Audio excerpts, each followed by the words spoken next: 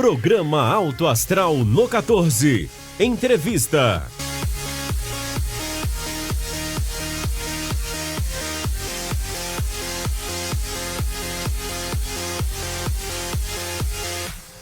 Olá, sejam bem-vindos a mais uma edição do programa Alto Astral no 14. Como vocês sabem, semana após semana, é claro, a gente traz entrevistas de interesse da comunidade.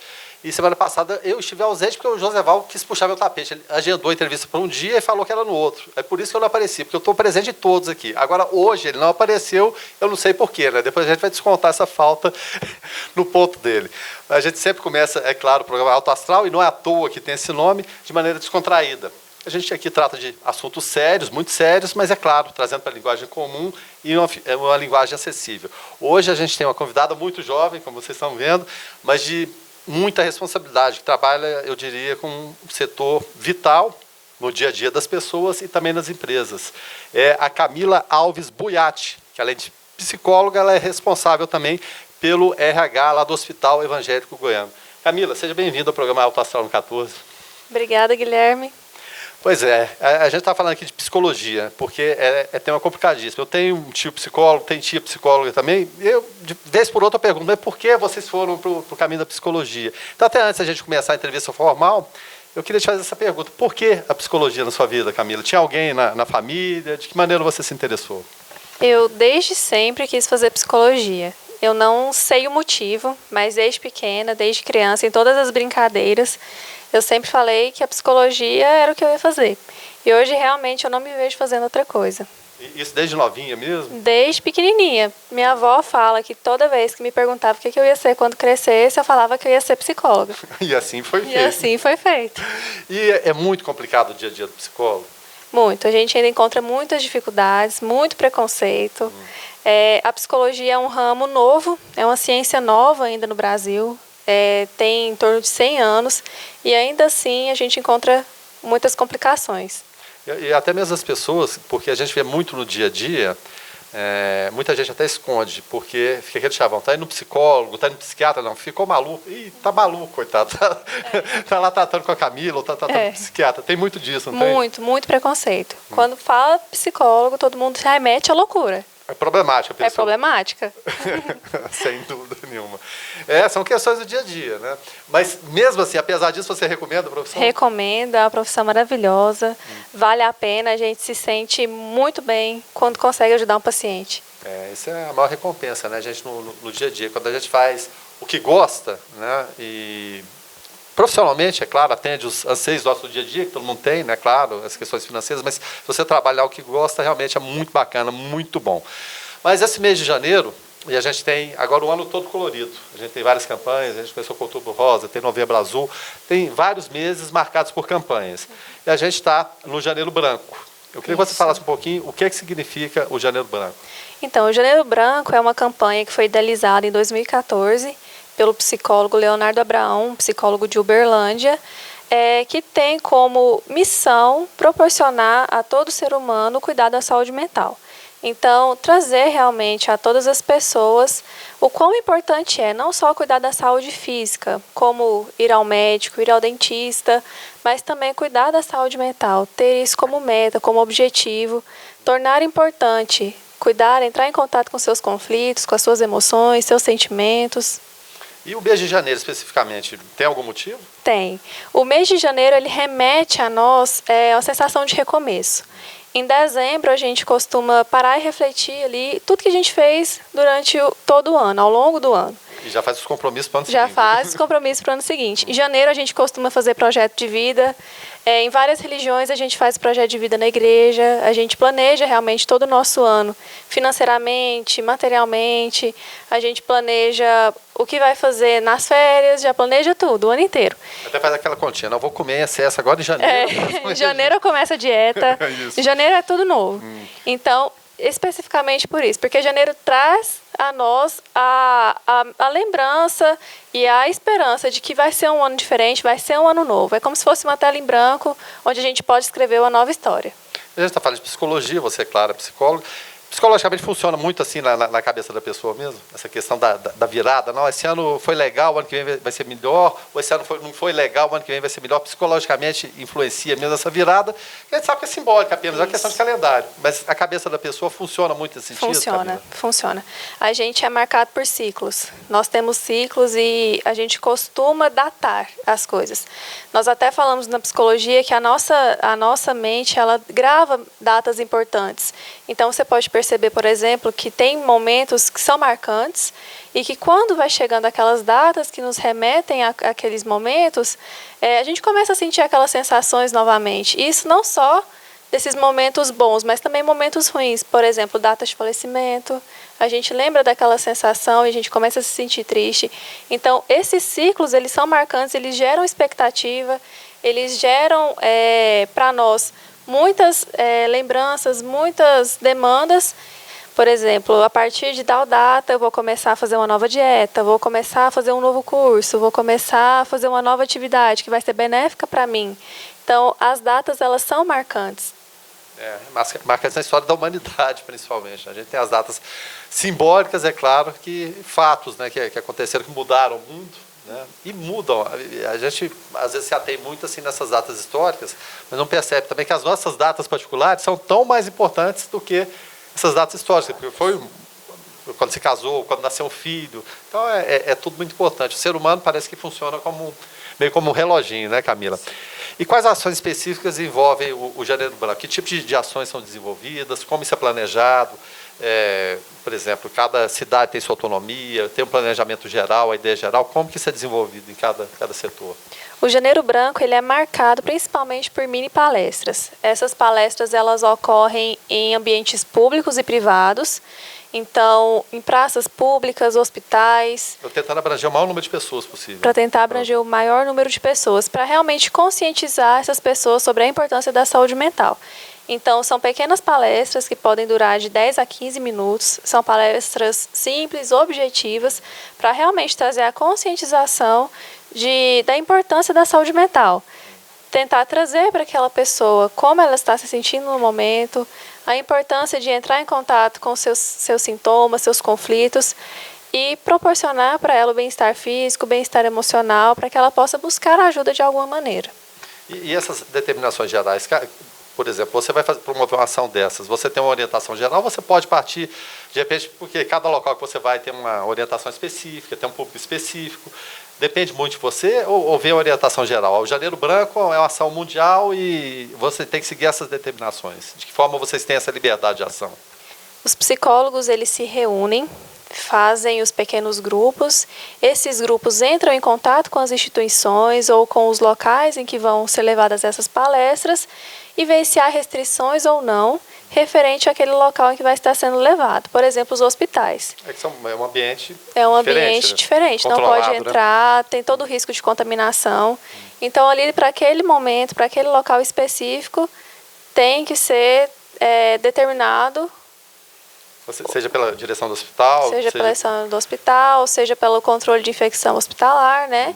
Pelo CCIH que atua naquele ambiente, qual vai ser o local onde ele vai poder atuar, até onde, o setor onde ele vai poder ir, para que essa ação possa ser desenvolvida.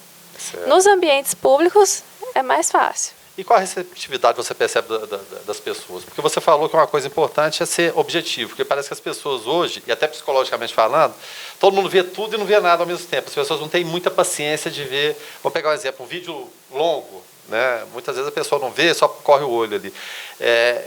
Como conseguir passar essa mensagem no pouco tempo? Você falou que vocês antes fazem uma reunião entre vocês, o objetivo é esse, passar essa mensagem. De que forma a gente pode passar isso de uma maneira que as pessoas entendam e que seja o objetivo? Tem muito disso, as pessoas, de repente, você tem que ser mais rápido possível para não, de repente, perder aquela pessoa na atenção naquele momento?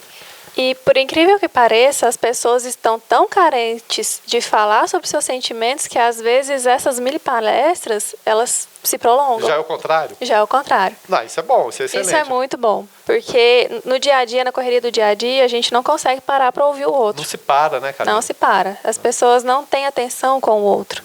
E quando ela recebe esse pequeno momento, essa pequena atenção, ela se sente importante, se sente valorizada.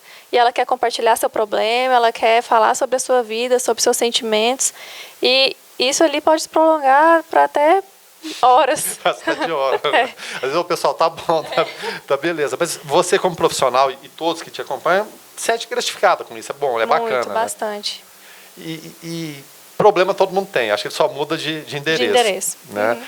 A gente vive no mundo com todas as facilidades. Muitas vezes os pais não dão atenção em casa para os filhos. Né? E muitas vezes o pai, às vezes, censura o filho. Ah, você está no celular o tempo todo, mas esquece que ele também está. Essa retomada do parar para conversar é importante hoje, de dar um tempinho. Ó, peraí, vamos ter um minutinho aqui. É importante, seja na palestra, que é claro, vocês estão ali para falar aquilo ali, mas no lar, em casa, hoje, dar aquela pausa do dia a dia é fundamental, mas ao mesmo tempo é um desafio. Muito, porque os pais hoje eles estão muito ausentes, só que eles estão ausentes para oferecer para o filho as oportunidades que eles não tiveram. Só pelo menos assim, na cabeça deles. Pelo menos na cabeça deles. Só que isso gera uma série de conflitos na cabeça do adolescente. Na cabeça da criança, ela se sente abandonada, ela fica frustrada, ela se sente incapaz, ela sente que ela não tem ninguém. E realmente ela recorre às redes sociais, ela recorre à internet para que ela supra essa demanda de pai, essa carência afetiva que ela tem. E isso acaba gerando ainda mais conflito, ainda mais complicações familiares. Porque muitas vezes o que a criança, o jovem, o adolescente, o que ele quer é atenção. Quem está acompanhando aí, quantas vezes o filho já não chegou assim, o pai ou mãe, não, pera aí que eu não posso agora. Acontece muito isso e cria uma frustração, né? E como a rede social não tem a espera aí agora, você tem vários amigos, ou sejam virtuais ou reais, que estão ali para discutir, às vezes você transfere aquilo ali para o mundo virtual, né? E pode ser perigoso, né, Camila? Bastante. Hoje a internet ela é uma arma perigosa na mão das crianças, na mão dos adolescentes. Ali a gente vê de tudo. E a criança começa a se comparar com outras pessoas, ela começa a ter acesso a muitos conteúdos que podem levar, inclusive, a casos mais graves de depressão, ansiedade, até mesmo suicídio. Exatamente. É um tema muito, muito delicado. Bom, a gente falou do preconceito com a saúde mental, que existe ainda. Ela falou, vou lá com a doutora Camila. Ih, não, ficou maluco, coitado. Mas a gente estava falando aqui de transtornos psicológicos que muitas vezes são identificáveis, muitas vezes não. Mas quais os sinais de alerta em relação a transtornos psicológicos? Que forma a gente pode identificá-los? Principalmente na infância. Os pais eles têm que estar muito atentos às crianças que apresentam comportamentos inadequados. Seja um comportamento mais irritadiço, um comportamento mais depressivo. Os pais eles sabem quando a criança não está bem. Então, aquela criança que está mais retraída dentro de casa, aquela criança que é muito agressiva, muito explosiva, tudo isso é sinal de alerta de que alguma coisa não está certa. Então, os primeiros sinais de transtorno psicológico começam realmente na infância. Às vezes falta de apetite, excesso de apetite. Excesso de sono também, falta de sono, tudo em excesso. A gente tem que analisar. Uma questão que a gente levanta muito também é o que? A privacidade. Até onde ter a privacidade? Porque muitos pais, eu vejo na geração bem mais anterior que a sua, que o pai e a mãe falavam, e, é claro, não tinha internet, facilitava um pouquinho. Falou, acabou. Hoje em dia parece, pelo fato dessa geração minha, até as anteriores, ter sido muito reprimida em relação a isso, a gente de repente quer dar uma liberdade maior para os filhos. Ah, não, deixa, né? Puxa vida, eu fui tão tolhido, né? Deixa a liberdade criativa. Mas como estabelecer esse limite aí, por exemplo? Aquele jovem que entra no quarto e quer se trancar no quarto ali e acha que é a privacidade. Como lidar com isso aí no dia a dia? Opa, peraí, não é bem assim. Né? Vamos ver com quem você está falando, com quem você está conversando. Todos são desafios que se impõem.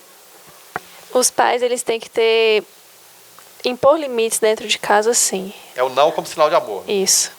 Não tem essa de pai ficar com medo de filho, que é o que a gente tem visto muito hoje, principalmente na clínica. Os pais têm medo dos filhos. Você vê isso no dia a dia do consultório? Muito, bastante. O pai não consegue confrontar o filho sobre as atitudes que o filho tem, e isso gera uma série de transtornos futuros. Filhos delinquentes, filhos que crescem revoltados com os pais e que lá futuramente acusam o pai de não ter tido pulso firme, de não ter sabido criar, de não ter sabido educar. Eu podia ter me controlado mais. Podia ter me controlado mais. E assim, o amor também é saber dizer não. O amor não é ser liberal. Amor não é ser passivo com tudo. Os pais ele tem que fazer o papel de pai. Pai, mãe tem que fazer papel que é de direito deles, né? Porque muitas vezes também se transfere para a escola. Entreguei na escola, a escola se vire.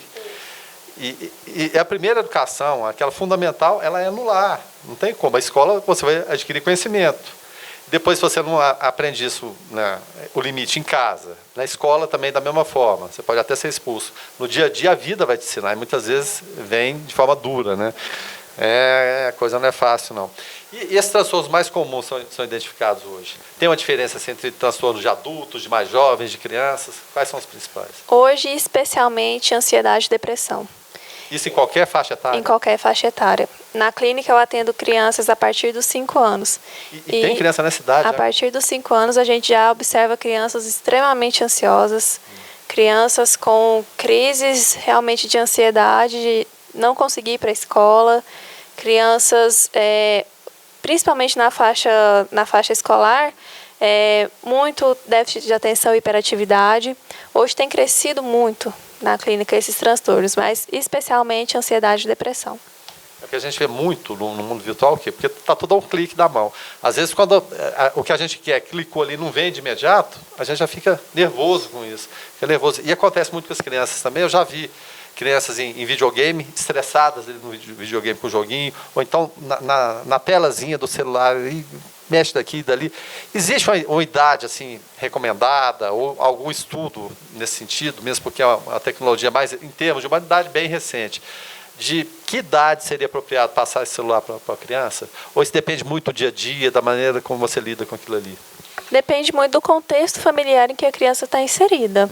Se aquilo realmente é algo que ela tem necessidade, porque muitas vezes o que acontece também é que os pais, para se livrar, né, da birra, do choro da criança, entrega o celular. Mas isso acaba prejudicando muito. Não tem uma idade recomendada para dar celular, não tem uma idade recomendada para deixar a criança ter redes sociais. Vai muito do contexto familiar em que a criança está inserida. E principalmente bom senso, né? Bom senso. E falar em bons tempos, o Darlan está vendo a gente aqui, o Darlan foi criado pela Xuxa. Ele assistia a Xuxa, todo dia a Xuxa criou ele, depois Mara Maravilha. E eram tempos inocentes, mas todo mundo fala, não vai assistir a Xuxa, não, que a Xuxa só traz ideias más, né? Aquela coisa, Mara Maravilha. TV Colosso, a Priscila. Não, que eu sou bem mais velho que isso, eu sou da época do Arquibaldo ainda, da Vila César. Bicho, isso tem muito tempo. Uma pessoa fala, esse Arquibaldo é perigoso, ele não é boa gente, não. O Gugu que fica dentro do barril, mau elemento. Mas, enfim, brincadeiras à parte, cada fase da vida tem isso aí, né? Hoje menos a televisão e mais as redes sociais. Mas é um desafio constante, sem dúvida nenhuma, para os pais, né? E, muita gente tem ideia também e tem sempre aquela questão, não, eu quero aposentar, eu quero uma casa na praia, eu quero uma casa no campo, ali é um lugar de sossego, de tranquilidade. Seria mesmo? Esses transtornos, esses distúrbios psicológicos, eles são mais prevalentes nos centros urbanos por conta do estresse? Muito mais prevalentes. Hoje, principalmente nas grandes cidades, muitas pessoas se dividem em uma jornada dupla de trabalho, né? Então, por isso, a gente percebe mais ansiedade, mais estresse, mais depressão.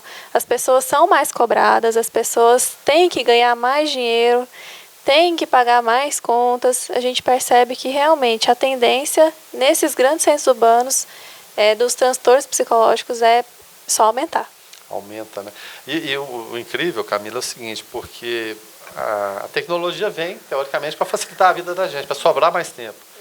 E hoje, com toda a tecnologia, facilidade de comunicação, que é absurda, de transporte, né, a locomoção, parece que as pessoas cada vez têm menos tempo.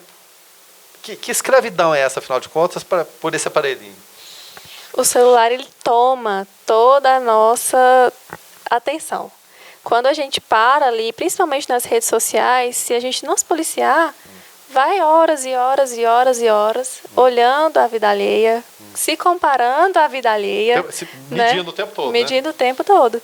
Ai, fulano tem muito mais do que eu, fulano trabalha menos do que eu e tem muito mais, viajou para tal lugar, está comendo tal comida, está vestindo tal roupa. Pela rede social é só glamour, né? Só glamour, mas ninguém vê a outra realidade, né? Ninguém vê como é a vida daquela pessoa lá fora. A gente fala, a coisa realmente é muito complicada. Bom, e quais são as maiores queixas dos pacientes no dia a dia da clínica? principalmente em relação à crise financeira, problemas nos relacionamentos interpessoais, o fato de não conseguir administrar os conflitos, tanto os próprios conflitos quanto os conflitos das pessoas que estão ao redor dela. Ou seja, profissional e familiar. Profissional e familiar. Uma insatisfação profissional muito grande. Muitas pessoas hoje não estão fazendo o que gostam de fazer, o que gostariam de fazer. Essas são as principais queixas hoje da clínica. Isso em relação à vida adulta, mas e no universo dos pequenininhos, como que funciona? De repente uma criança está com um déficit de atenção, né, ou é hiperativa. Essa primeira consulta, os pais vão juntos, como é que funciona esse processo na clínica? A primeira consulta é sempre feita com os pais, a criança não acompanha. Os pais vão, participam, é o processo da anamnese, eles falam para o psicólogo qual a queixa, a gente faz um levantamento na vida da criança desde a gravidez da mãe, para realmente identificar qualquer tipo de transtorno, e eles trazem para a gente a queixa. Muitas vezes quem encaminha, principalmente hoje em dia, é a própria escola. A escola está percebendo muito os conflitos familiares, principalmente, e está encaminhando esses pacientes para a clínica. E ali a gente faz todo o levantamento dessa demanda para que a gente possa fazer todo o plano de ação. Cada vez mais, acho que equipes multidisciplinares, integrando escola, médicos, a própria família também no contexto, quanto mais pessoas estiver interagindo, eu acho que torna-se mais fácil o diagnóstico, o tratamento, prevenções. Então, o conversar, família, escola com psicólogos, tem escolas que têm os psicólogos que acompanham, e muitas vezes, e no dia a dia, às vezes a criança ela convive mais tempo na escola com o professor do que com o pai e com a mãe. Eu já entrevistei vários professores que falam que percebem quando a criança muda o comportamento do dia a dia. Na hora dele chega, só no bom dia ele já percebe. E você também, nesse dia a dia, até da evolução do quadro de cada um, você consegue perceber essa melhora de um dia para o outro, de uma semana para outra, da experiência que você tem no dia a dia? Se a coisa está de fato caminhando? Tem dia que a criança chega que ela não quer nem... A gente sabe que ela não quer nem estar ali. Olha, a gente já percebe que alguma coisa aconteceu, que ela não está bem. E realmente, quando a gente vai nas brincadeiras, vai na conversa, ela acaba soltando que realmente alguma coisa não está legal. Não está legal, né? Não está em casa. E depressão, a gente sempre falava que muita gente tratava como, entre aspas, desculpa a expressão, frescura. Não, vai trabalhar, pega uma enxada, vai capinar um lote, vai arrumar um tanque para lavar roupa. E a gente vê que a depressão é doença, é tratável, né? Pelo menos, é claro, você tendo aquele apoio, né, dos profissionais, mas esse nível de idade em relação à depressão, ele vem baixando e chegando nas crianças também, que a gente está falando de ansiedade acho que seria até mais comum, mais aceitável, mas chegar a depressão numa criança tão jovem não é de espantar para vocês também? Vem acontecendo bastante, principalmente pelas questões dos conflitos familiares. E a esse acesso às redes sociais hoje que é tão crescente, né? As crianças, os adolescentes, os jovens, eles têm tido um acesso ao mundo muito fácil. Tudo de bom e de ruim, né? Que a gente de bom e de ruim.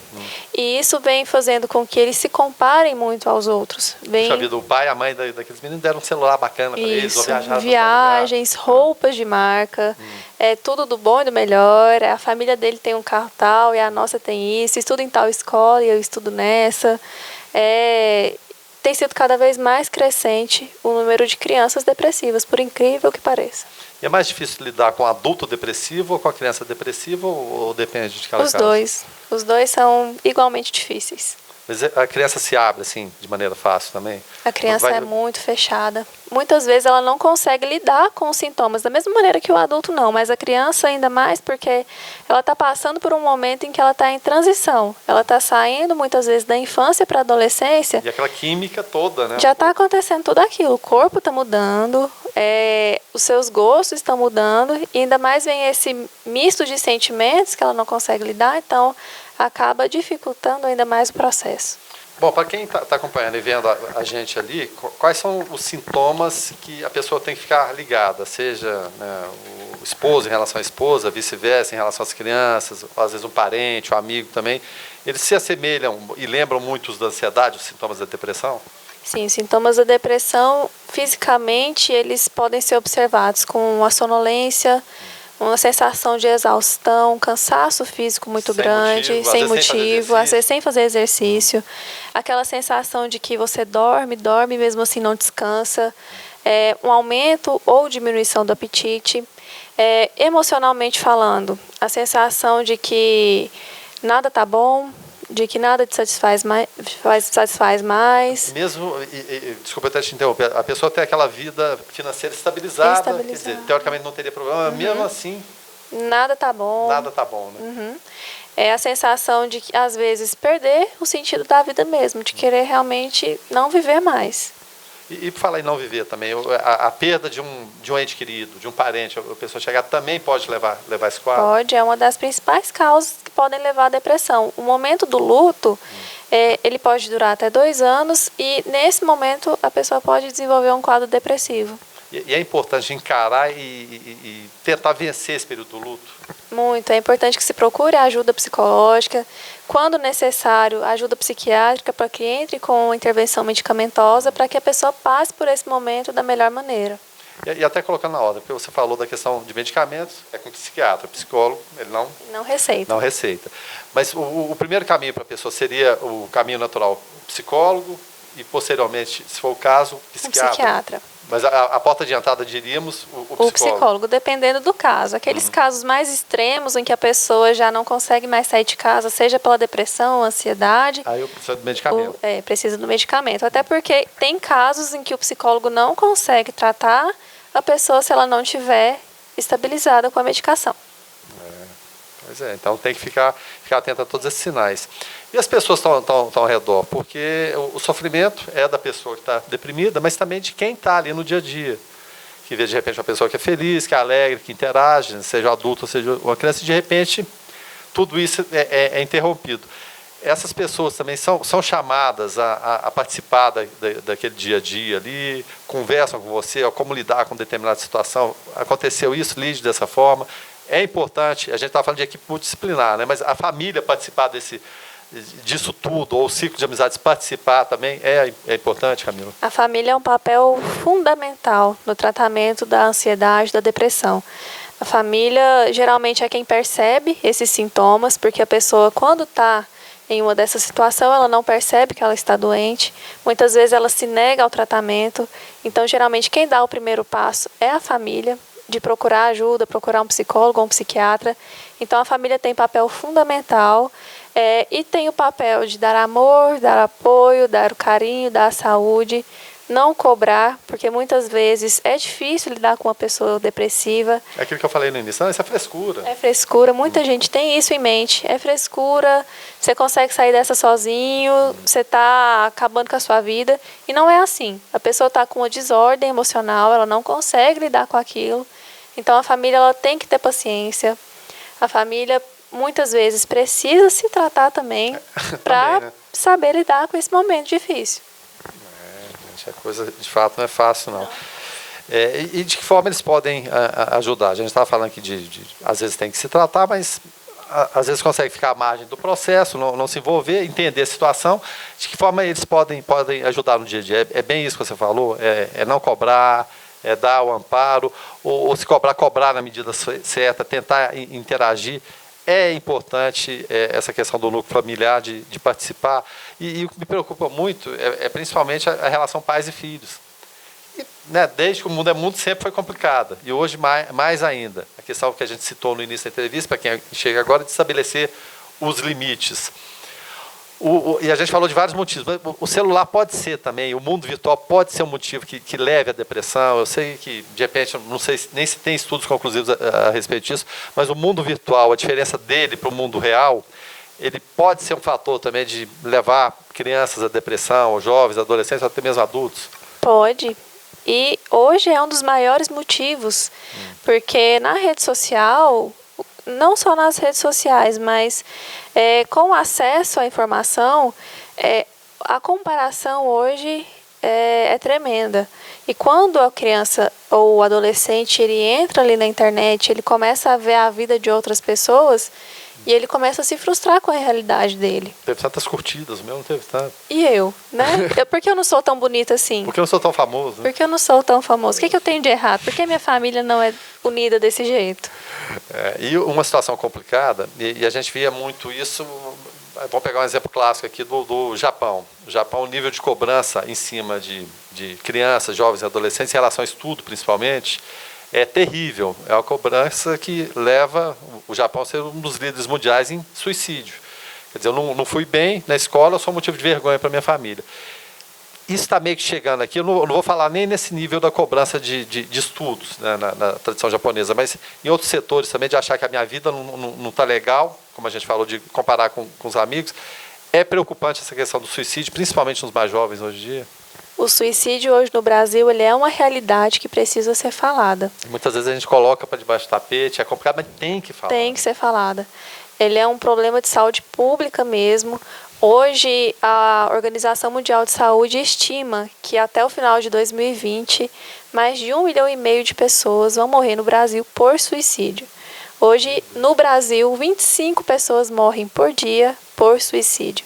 Então, não é brincadeira, precisa ser falado, precisa ter mais afinco nesse assunto.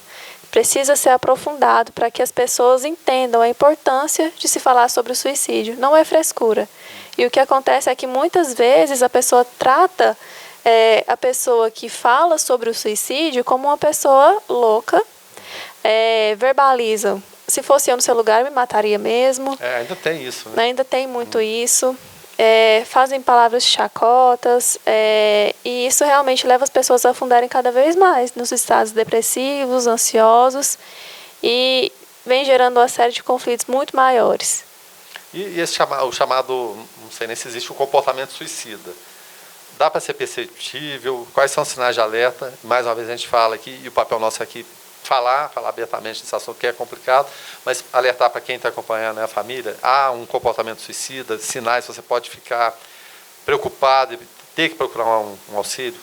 O comportamento suicida ele existe, ele começa na verdade com as ideações suicidas, que são os pensamentos suicidas. Mas isso é externado muitas vezes? É externado. A gente percebe quando a pessoa começa a verbalizar essas ideações, por exemplo, eu queria morrer, eu preferia estar morto, essa vida não faz sentido para mim.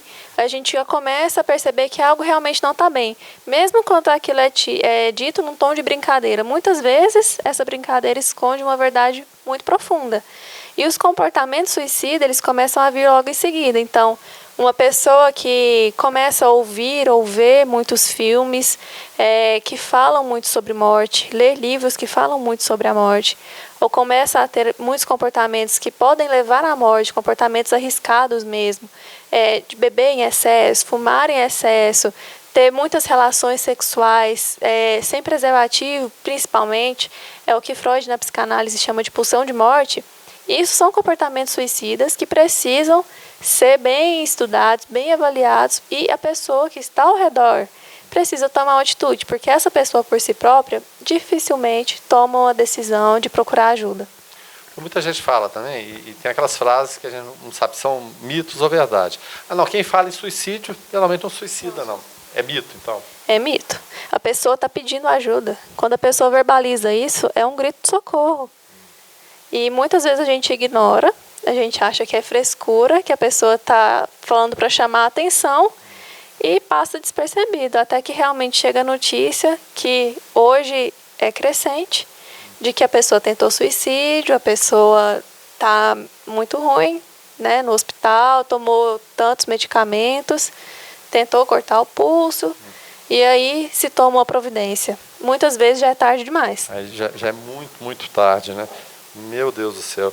E como se pode evitar? A gente tem telefone de auxílio, tem CVV, e a gente tem que divulgar isso sempre, né? Esses canais de comunicação são pessoas preparadas, são do outro lado. Mas como a gente pode evitar ou tentar prevenir o suicídio? Num caso desse pode ser extremado, de repente alguém chega, Camila, algum amigo seu, estou vendo esse comportamento aí. Que tipo de dica você daria para ele? Então, para que essa pessoa realmente procure ajuda, peça para que ela entre em contato com profissionais que são capacitados, que vão ajudar, que ela entre em contato com o CVV, ligue 188. No momento de crise, a pessoa ela entra em desespero, não sabe o que fazer. Exatamente. Porque você pensa, não, vou segurar, vou amarrar, vou prender. Você não vai poder fazer isso o tempo todo. Não vai poder fazer e não adianta. Isso faz com que a pessoa fique ainda mais transtornada. Fala, não, agora mesmo que eu quero me livrar, né? As pessoas que estão ao redor, geralmente, são as pessoas que percebem esse comportamento. Então, se você está ao redor de uma pessoa que tem comportamento suicida, ideação suicida, demonstre amor, demonstre carinho, demonstre afeto, demonstre que a vida dela é importante, porque essa pessoa ela já não acredita que a vida dela é importante. Ela não acredita que ela é amada, ela não acredita que a vida dela vale a pena. E às vezes pode parecer que é tão pequena, é uma coisa tão boba, mas para quem não se sente amado, isso é muito importante. Cria-se aquele monstro ali, né, que em algum momento vai aflorar. E a gente está falando aqui de falar sobre o assunto. Cada vez mais, o Janeiro Branco está aí. É importante a gente falar, mesmo vocês profissionais, é claro, vocês participam de congresso, cada vez mais é um tema recorrente, o assunto dentro da psicologia, da questão do suicídio. Muito, até porque esses números da OMS, eles são alarmantes, né? Não param de crescer, na Não verdade. param de crescer, isso não só no Brasil. Hoje, a depressão mesmo, a ansiedade, elas são doenças incapacitantes, que realmente levam a pessoa até mesmo a parar de trabalhar por não conseguir sair de casa, não conseguir ter uma rotina. Às vezes nem não tomam banho, não querem... Não consegue ter uma vida, né? Bom, e quais são esses gatilhos mais comuns para que a ansiedade se manifeste nas pessoas, para a gente poder perceber isso aí, de repente, uma frustração no relacionamento, uma frustração no trabalho, porque o mundo não o tempo todo. E muitas vezes, a gente falava até no início também, e muitas vezes os pais querem poupar os filhos do mundo lá fora. Né? E o mundo lá fora não. De vez em quando tem um sim. Então, de que maneira a gente pode juntar isso aí e falar como cada pai deve educar seu filho? É diferente, são maneiras diferentes, são etapas diferentes, são tecnologias, né, diferentes, estão no mundo. A gente até brincava, né? Antes o perigo maior era a Xuxa não é um perigo hoje em dia, não. Hoje são as redes sociais e está tudo na mão dessas crianças.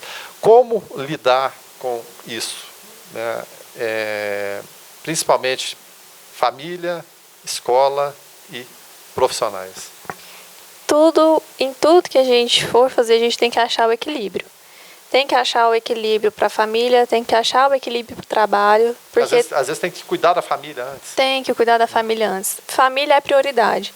Não adianta você perder a sua vida trabalhando para dar o melhor para sua família, se no final você não tem a quem cuidar. É muito melhor. Ali, né?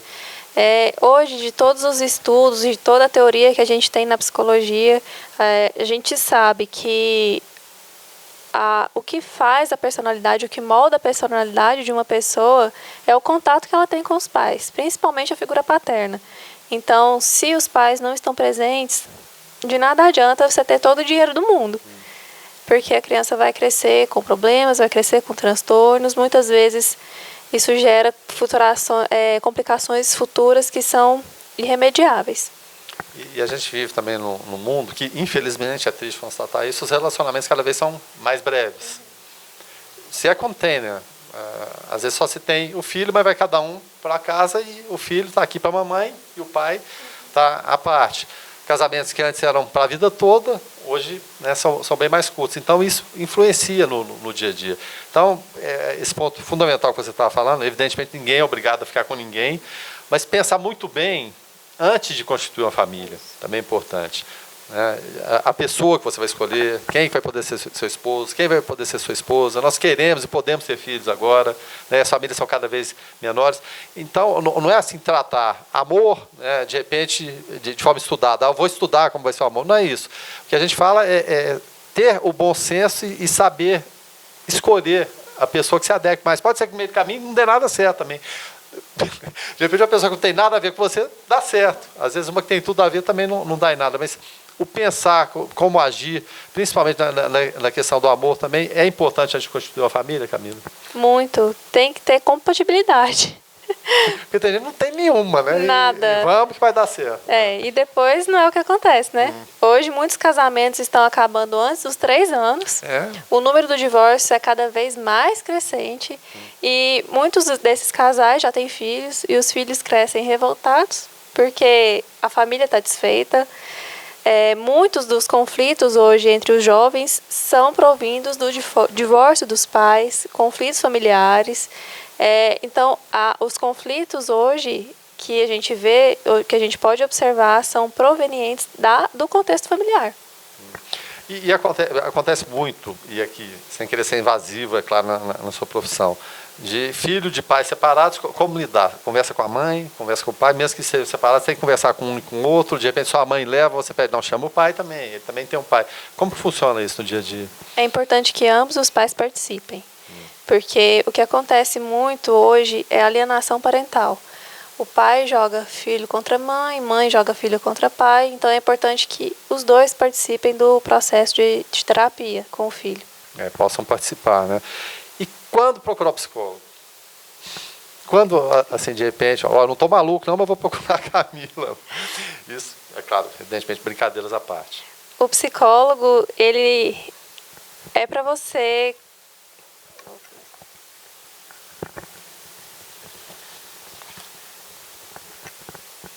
Vamos lá, Camila. Quando procurar um psicólogo? Procurar um psicólogo quando realmente algo não vai bem. Quando você percebe que o seu corpo está apresentando sintomas que geralmente você não tem, porque muitas vezes quem dá o primeiro sinal é o corpo. Tem uma frase na psicologia que a gente diz que é o corpo fala.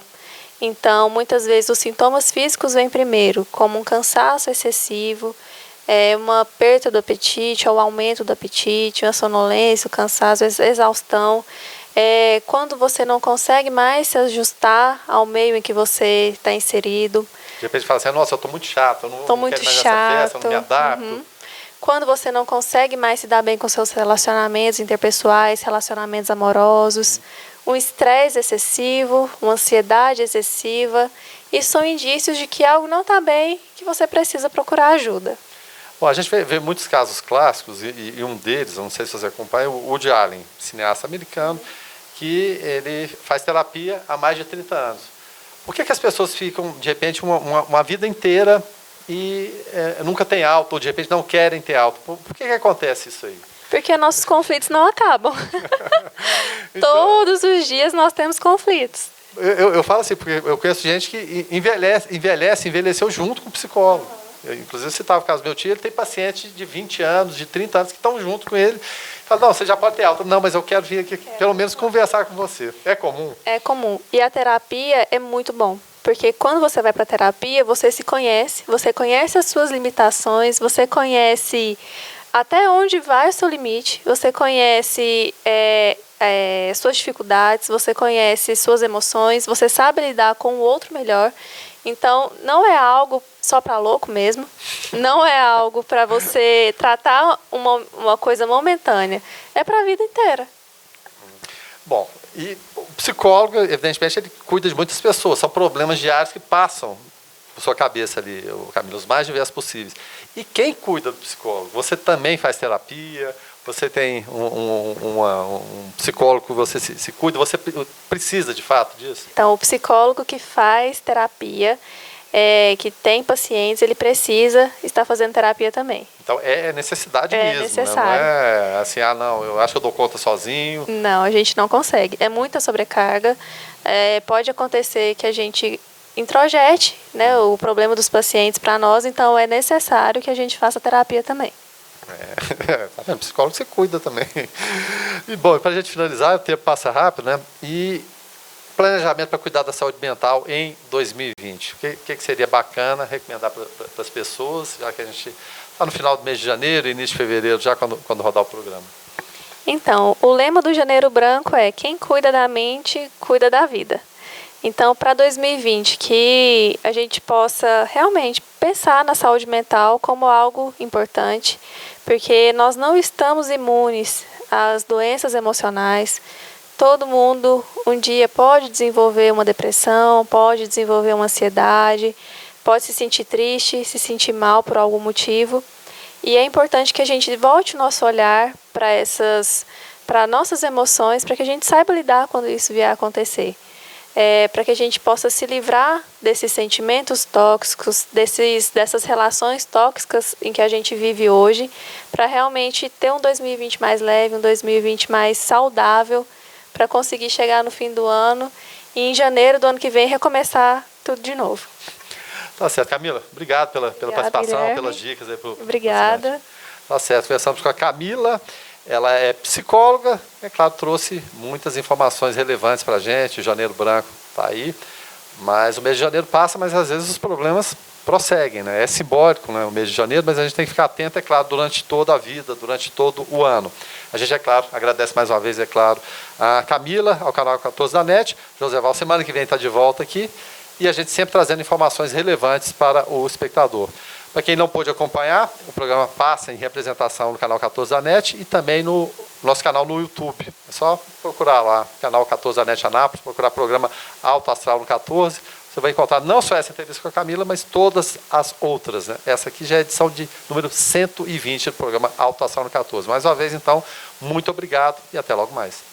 Clínica Radiológica de Anápolis, a CIA, Arroz e Feijão Imperial, Geolab Genéricos, Instituto Oncohematológico de Anápolis, Hospital Evangélico Goiano, Plameg, Unievangélica, Supermercado Atende Mais, Compensados Anápolis, Clínica Vacine, Produtos JK, a arte do algodão, Laboratório Modelo, Farmácia Naturalis, Cicobi, Unicentro Norte Goiano, Lages Vibracom, Mercafrios Mauá, Doutor Café, Cafeteria e Doceria, Droga Lúcia, IHG, Instituto de Hemoterapia de Goiânia, Mix Limpeza, a melhor opção em produtos de limpeza, Arroz Frito e Restaurante do Macarrão, Pamela Rezende, Assessoria e Consultoria, Porto e Pereira Hipercozinha Industrial, Adriano Coelho, Personal Trainer, Rádio Imprensa 104,9 FM e Canecão Bar e Restaurante.